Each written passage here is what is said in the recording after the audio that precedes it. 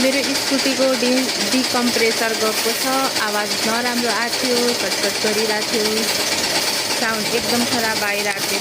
त्यही भएर मैले अहिले डिकम्प्रेसर फेरिदिन थालेको छु मेरो स्कुटीको।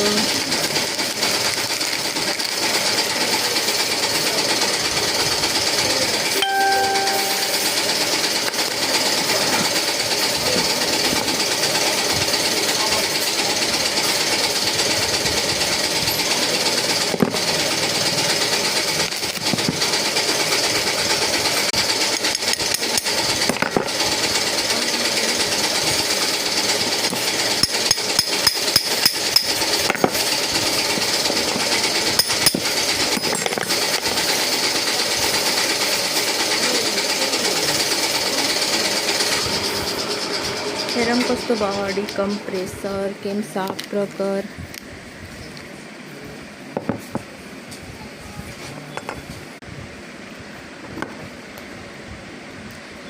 मेरो रकर साफ्ट केमसाफ्ट, अनि त्यसपछि रकर होल्डर सबै राम्रो छ। यो डिकम्प्रेसर मात्रै चेन्ज गर्न पर्छ, त्यही भएर मैले डिकम्प्रेसर चेन्ज गर्न आएको छु। अब स्कुटी पनि राम्रो हुनेछ, एकदम राम्रोसित चल्छ।